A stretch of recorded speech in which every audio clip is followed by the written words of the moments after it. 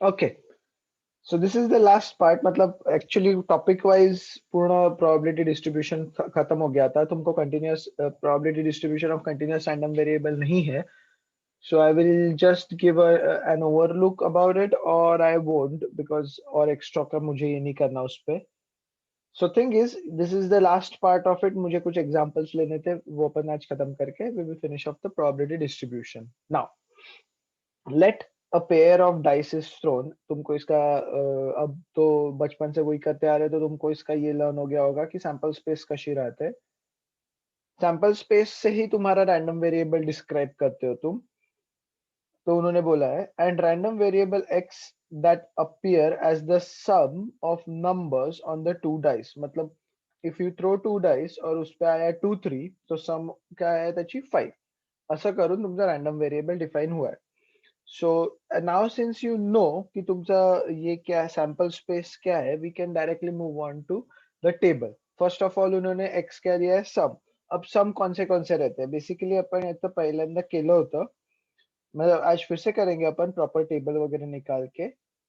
But I just want to show you की उसके probability distribution कैसे आता है. ओके, सम कसं येतं त्याचं. Sum means that you are for example 1 1 आया तो 2 आता है, 2 1 आला तो 3 येतं, 1 2 आया तो 3 आता है, and so on. However, there is only 2 से 12 because the last number in it is basically your what we can say is 6,6 जिसकी सम 12 है. सो सम सुरू होईल 2 3 4 5. ना उसका आता टेबल काढू आपण रैंडम डिस्ट्रीब्यूशन प्रोबेबिलिटी डिस्ट्रीब्यूशन का. सो एक्स आई पी आई उसकी प्रोबेबिलिटीज निकालनी है. एक्स आई मतलब X represents the sum on their faces. So 2 3 4 5 6 7 8 9 10 11 and 12 ऐसे सम आने वाले हैं, उनकी प्रोबेबिलिटीज. प्रोबेबिलिटीज 2. सम 2 याचे किती लोक आहे, वो 1 1 2 2 है, मैं एक ही है 1 1. That's it. 1 1 so it is 1/36. अब 3 जिनकी सम 3 आने वाले ऐसे दो ही लोग हैं, 2 1 and 1 2. So it is 2/36 and it goes on. Okay, 3/36, 4/36, 5/36, 6/36. Okay, after this it starts मतलब वो नीचे आने शुरू होते हैं. Because it cannot go on increasing, वरना आप तुम्हारे 36 के ऊपर चले जाएंगे प्रोबेबिलिटीज. और अपना प्रोबेबिलिटी की टोटल हमेशा प्रोबेबिलिटी डिस्ट्रीब्यूशन के बाद हमेशा प्रोबेबिलिटी की टोटल कितनी आनी चाहिए, 1. So now it got 5/36, 4/36, 3/36, 2/36 and 12 आने के एक ही 12 आने वाले एक ही लोग हैं, एक ही है 6,6. So it is 1/36. अब निकालना क्या है, फाइंड मीन, जो एक्सपेक्टेशंस भी बोला जाता है उसको, या expected value and variance of x. So mean, इसको म्यू भी बोला जाता है, याला मीन पण म्हणतात, याला एक्सपेक्टेड वैल्यू भी बोलते हैं, एंड इसको एक्सपेक्टेशन भी बोलते हैं.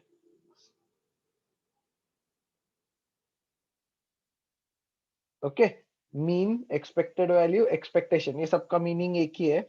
That is summation p i x i, p i into x आई. मतलब प्रोबेबिलिटी और इसको मल्टीप्लाई करना है अपने को, बस बाकी क्या ही रही. तब इथे मिली तो पी आई एक्स आई और उसकी फाइनल सम देखना है, यहाँ पे जो भी सम रहेगी उसकी. सो 2 into 1/36. I will suggest don't cancel out, so that जब तुम सम करोगे तो काफी आसान होगा. 3 इंटू 2 6/36, 12/36, 20/36, 30/36, 42/36. 8 into 5 is basically 40/46. 36/36 क्या कर रहा हूं मैं, दिस इंटू दिस, मतलब x I into P i, x I into P I.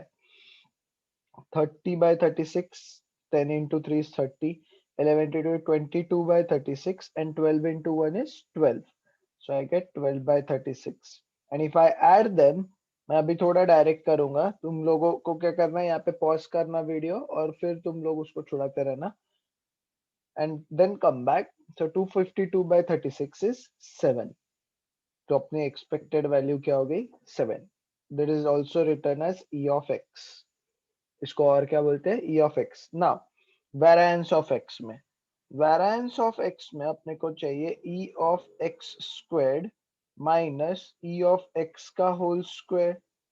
सो सिर्फ ई ऑफ एक्स स्क्वायर बोला तो समेशन में पी आई को स्क्वायर मत करना, ओके। एक्स आई को स्क्वायर करना पड़ता है, सिर्फ पी आई को स्क्वायर नहीं करना, सिर्फ एक्स आई को स्क्वायर करना माइनस ई ऑफ एक्स का होल स्क्वायर। मतलब ये जो समेशन पी आई एक्स आई जो अपन ने ऊपर निकाला है उसका होल स्क्वायर, मतलब 7 का स्क्वायर। पर अपने को ये निकालना पड़ेगा P i x i square. तो यहाँ पे और एक कॉलम आता है।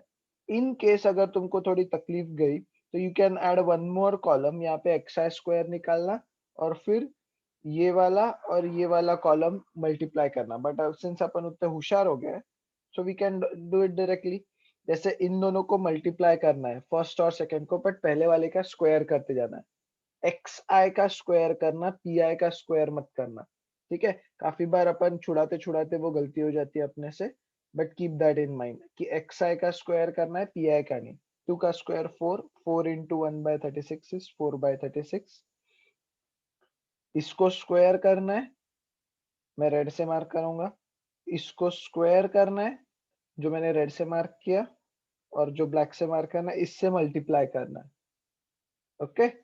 सो we get 3 squared 9, 9 into 2 is 18 by 36, 16 into 3 is 48 by 36, 25 into 4 is 100 by 36, 36 into 5 180 by 36, 49 into 6 294 by 36,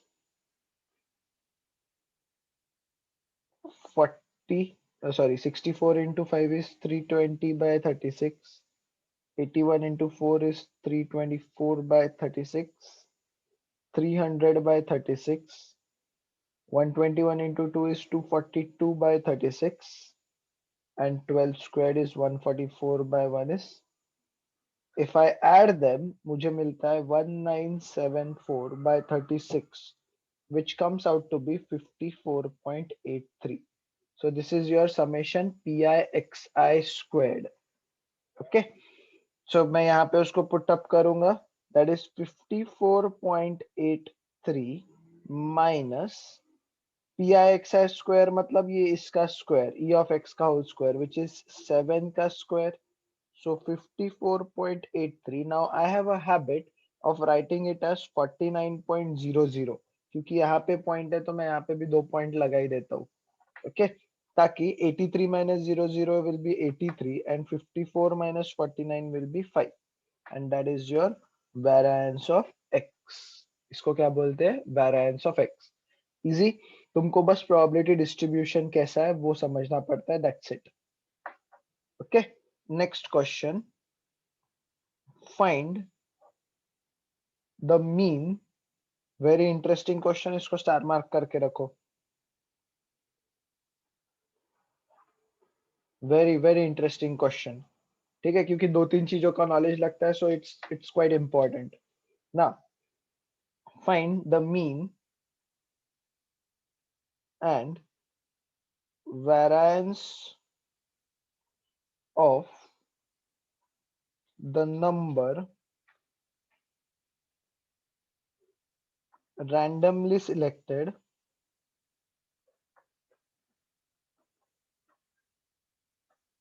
from 1 to 15, from 1 to 15, okay. Okay, quite an interesting question. कसा सांगतो, इसकी सैंपल स्पेस। सो कभी भी तुमको रैंडम वेरिएबल डिफाइन करना है तो it is defined on sample space. वो कहीं हवे में से नहीं आता कि कहीं से कुछ भी हो रहा है, it is defined on sample space. तो इसकी सैंपल स्पेस कैसी है, इजी है, 1 to 15 है सिर्फ, और कुछ भी नहीं, ओके। 1 2 3 up to 15.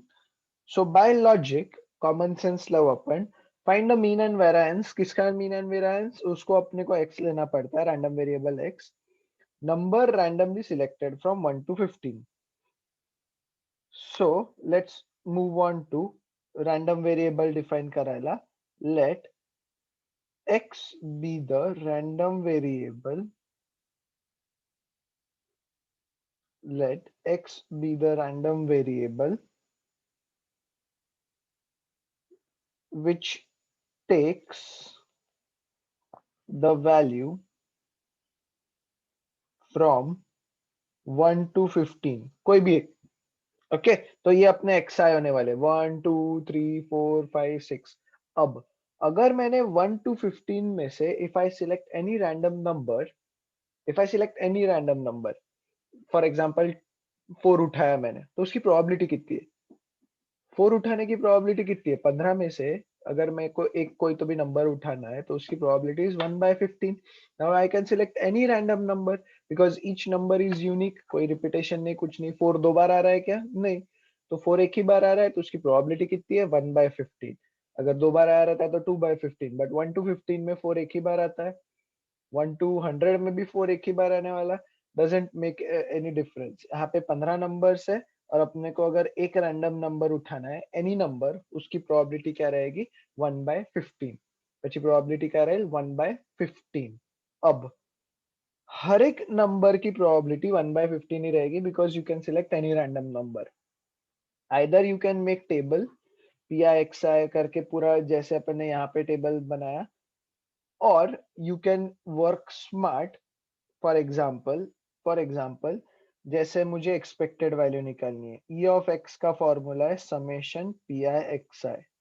हर एक की प्रोबेबिलिटी 1/15 है क्योंकि तुमने कोई भी नंबर उठाया तो एक ही बार आता है 1 to 15 में. So it will be like 1 into 1/15 क्योंकि एक्स अपने एक्स आई क्या है? 1 2 3 4 5 6 7 up to 15. So 1 into 1/15 plus 2 into 1/15 plus 3 into 1/15 plus 15 into 1/15.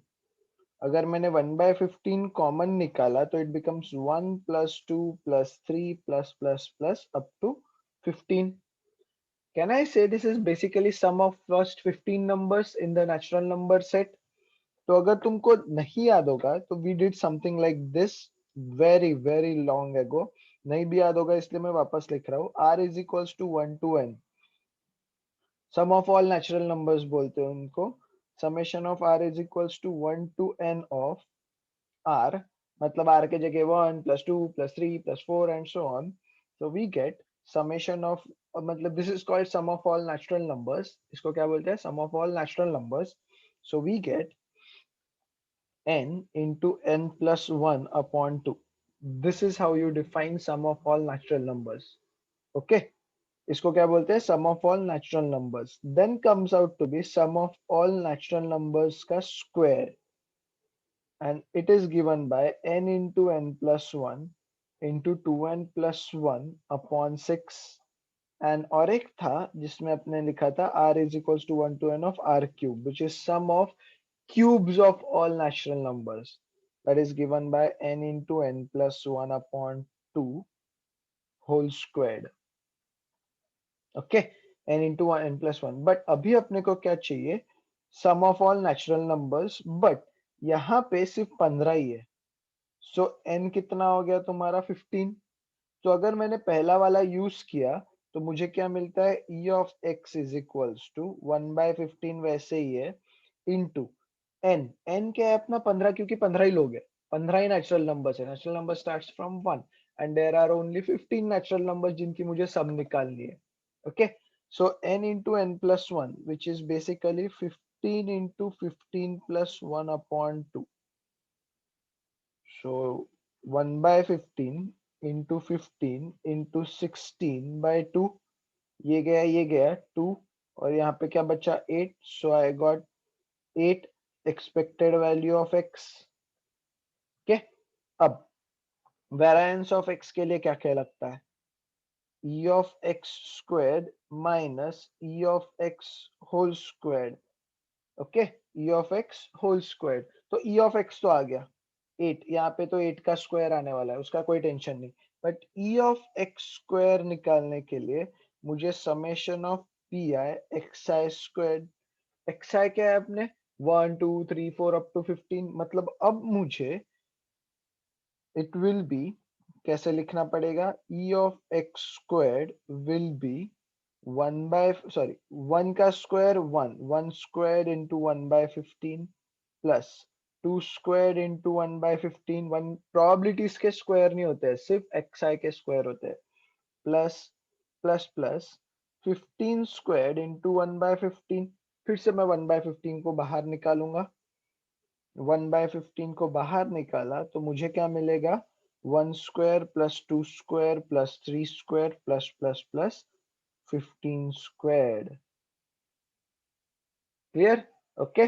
सो अगर मैंने उसको बाहर मतलब ये किया तो I think I will use the second one now, जो sum of natural numbers, squares of natural numbers, पर यहाँ पे 15 तक ही है, so I will get 15 into 15 plus 1 into 2 into 15 plus 1, 2n plus 1 जिसको बोला है, होल अपॉन 6। कौन सा वाला यूज किया मैंने, सेकेंड वाला, this one. Okay, now 1 by 15 into 15 into 16 into 2 into 15, 31 upon 6। 15 और 15 तो गया, यहाँ पे आया 3, यहाँ पे आया 8। I don't think so they will get divided properly, तो इसका आंसर है 82.67। इसका आंसर क्या है, 82.67।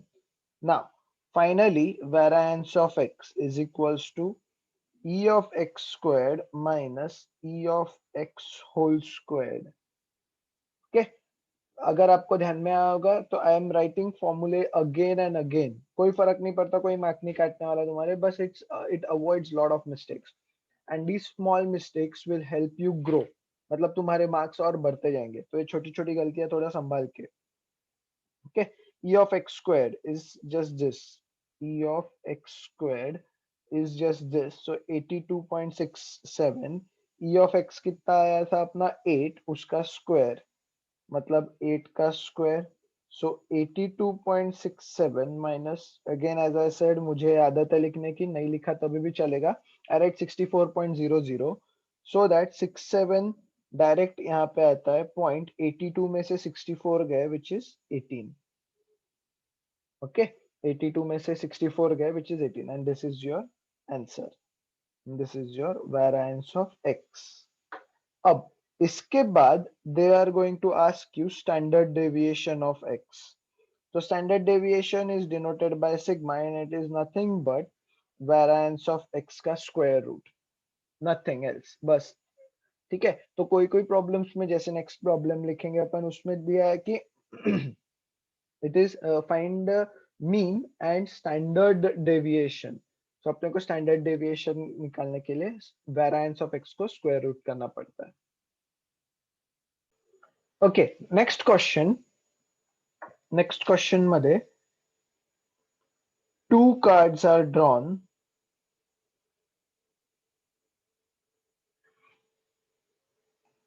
simultaneously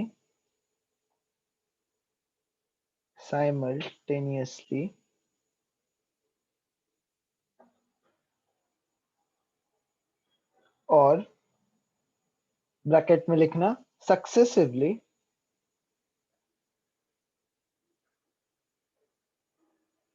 without replacement. बहुत बड़ी गड़बड़ है इसमें, without replacement. Okay, now without replacement म्हटलं तो बहुत सारी चीजें गडबड होना शुरू होते हैं, कसं सांगतो, from 52 cards, from a pack of 52 cards, find mean, which is mu or e of x or expected value, all the same, variance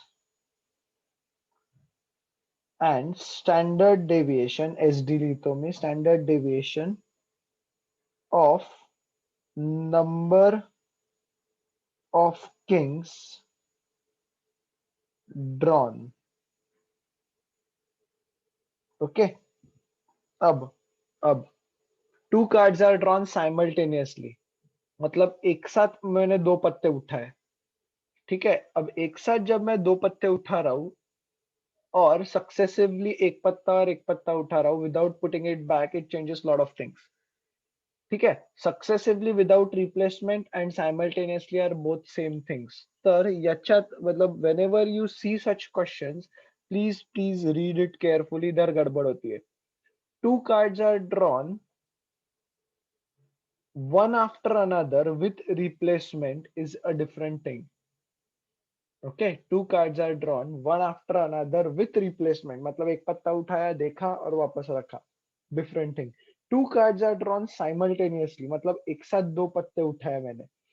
So here you are entering into permutation and combination वाला probability. Okay, so if I just take one card, तो मुझे कोई tension नहीं, C1 selection of one. But if I say two cards or three cards or 10 cards, for example, जिन लोगों को याद नहीं, if I say this is not the part of problem, ये मैं तुमको सिर्फ knowledge के लिए बता रहा हूँ. If I say this, 10 cards are drawn. Okay, तो उसकी sample space will be 52C10. Sample space क्या रहेगी उसकी 52C10. सो अब मैंने बोला है टू कार्ड्स आर ड्रॉन, तो सॅम्पल स्पेस काय आहे त्याची 52C2, where C is for combination, 52C2, where C is for combination of permutation and combination, जिसका फॉर्मूला मैं यहाँ पे लिख के रखूंगा, कॉपी के ऊपर कहीं तो भी लिख के रखना.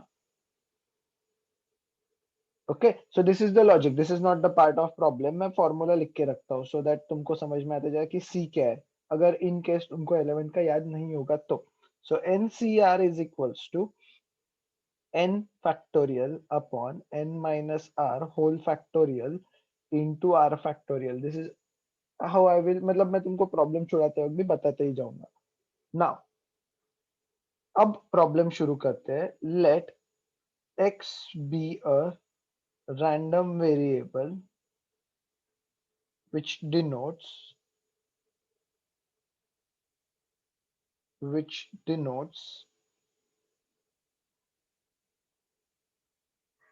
the number of kings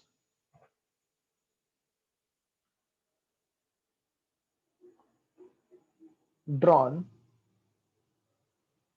of two cards. Okay, drawn of two cards. थोड़ा ध्यान रखना कि तुम लोग क्या सिलेक्ट कर रहे हो और क्या निकाल रहे हो. For example, everything will be from sample space, but तुमको क्या ध्यान में रहना है देखते जाना. I am drawing now only to cards. तुम बोलोगे सर किंग्स तो चार है, मैं चार के चार किंग्स निकाल सकता हूँ, यहाँ पे गलती होती है.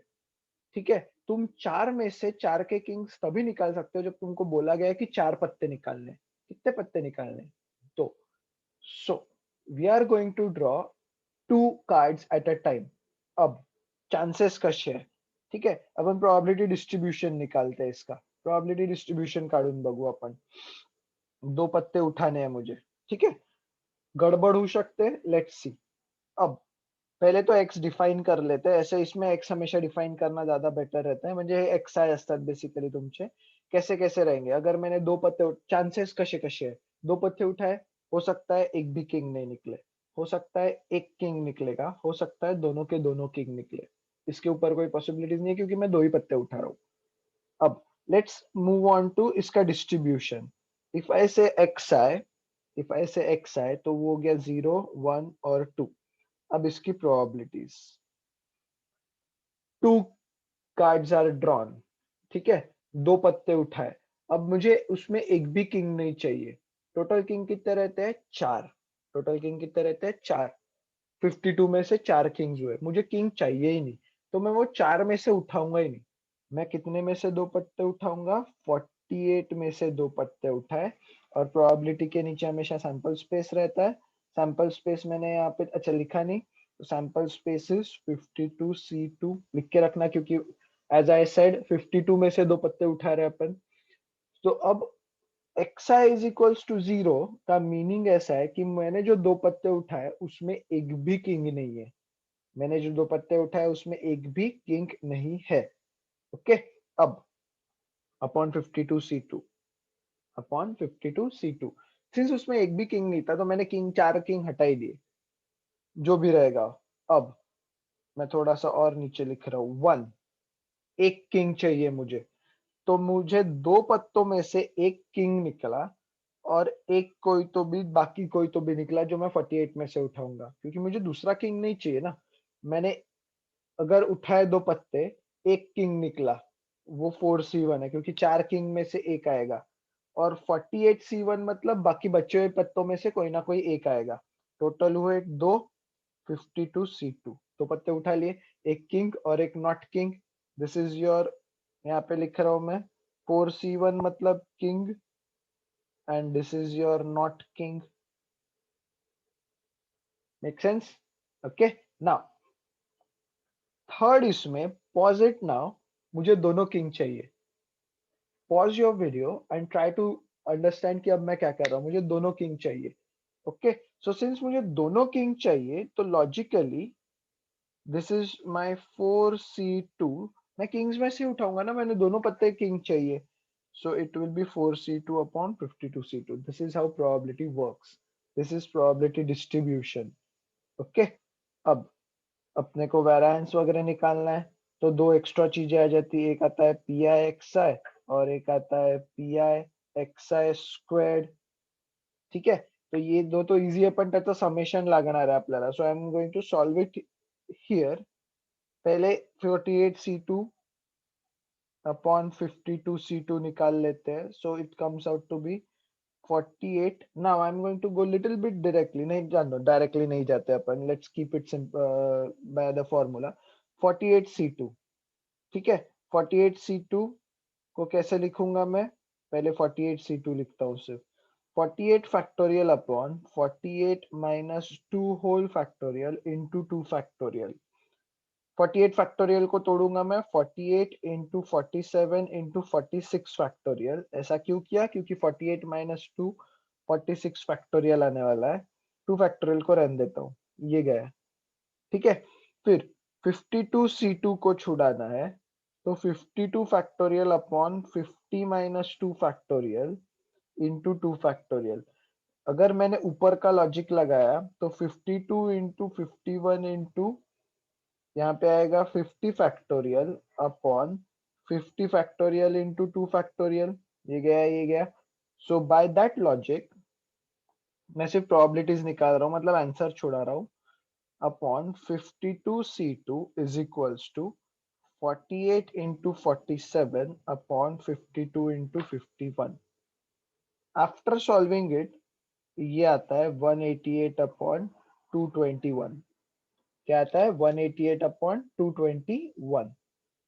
ओके, अब मूविंग ऑन टू सेकंड, क्या बोला है उसने? 4C1, anything C1 is that same number.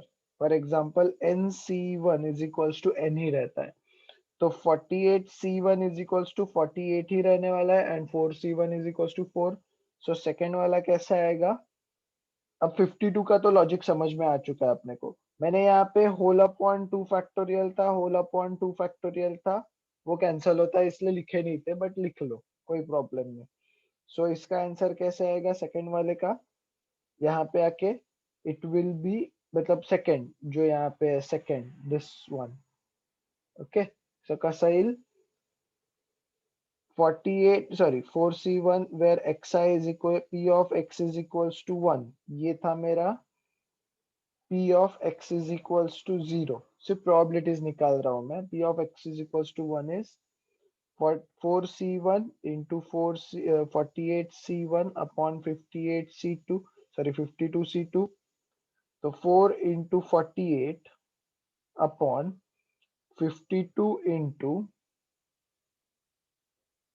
51 whole upon 2 factorial. ये 2 फैक्टोरियल ऊपर चला गया, सो मुझे मिलता है 4 into 48 into 2 factorial is 2 into 1, upon 52 into 51. So answer is 32 upon 221. Okay नीचे का थोड़ा सा सेम ही रखना सो दैट तुम्हारे आंसर आसान हो जाए. आखिरी वाला is x is equals to 2 is equals to 4c2 upon 52c2. इन दोनों का 2 फैक्टोरियल कैंसिल होने वाला है और 4 के पास बचेगा 4 इंटू 3. ओके 4 के पास क्या बचेगा 4 इंटू 3 अपॉन 52 इंटू 51. ये दोनों एक दूसरे को कैंसिल आउट करते हैं. यहाँ पे 13 यहाँ पे, सो आई गेट 1 अपॉन 221. अब मुझे क्या चाहिए expected value of x which is summation of p i x I. Okay either you can draw a table like this. ऐसे टेबल निकाल सकते हो जैसे मैंने निकाला है. और यू कैन डायरेक्टली सॉल्व करना होगा तो एक्स आई पहला तो 0 आहे प्लस दूसरा एक्स आई 1 था 1 इंटू दूसरे वाले की प्रोबेबिलिटी थी 32/221 plus 2 into 1/221 which comes out to be 32 plus 2 is 34/221. Okay फिर आता है variance of x. Variance of x ये हो गया तुम्हारा e ऑफ x. फॉर्मूला फिर से लिखूंगा मैं e of x squared minus e of x whole squared. अब मुझे e ऑफ x स्क्वायर निकालना है तो मुझे बस बाकी कुछ नहीं करना पड़ेगा summation of p i x i square क्योंकि e ऑफ x तो आ चुका है राइट. सो स्क्वायर 0 का स्क्वायर 0 1 का स्क्वायर 1 तो दूसरा बराबर 32/221 ही आया है. ये सब मैंने यहाँ से लाया है. ओके है इथुन एंटोएमी वैल्यूज. और सेकंड में 2 का square is 4 plus 4 times P I that is 1/221. मैं लगे तो तुम्हारे लिए यहाँ पे इसकी वैल्यूज लिख के रखूंगा मतलब शायद तुमको कंफ्यूजन कम होगा. इज इक्वल्स टू इसकी वैल्यू क्या थी 188/221. इसकी वैल्यू थी 332/221 एंड इसकी वैल्यू थी 1/221. मतलब शायद से तुम्हारा कंफ्यूजन कम होगा. If you are more confuse draw this table.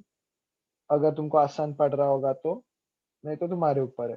So 32 plus this is 36/221. Okay, this is your e of x squared. अब variance of x फिर से फॉर्मूला लिखता हूं मैं जितने बार हो सकता है उतने बार लिखता हूँ कोई प्रॉब्लम नहीं so that you won't make a mistake out of it. Okay, so 36/221 minus e of x कितना था 34/221 का होल स्क्वायर. अगर मैंने 221 कॉमन निकाला और 2 सगळं कॉमन काढून आन्सर काढलं. I am going to go little bit directly here. It is 0.1392. तुम लोगों को छुड़ाना पड़ेगा बट सिंस यहाँ पे अपन इतना टाइम वेस्ट नहीं कर रहे.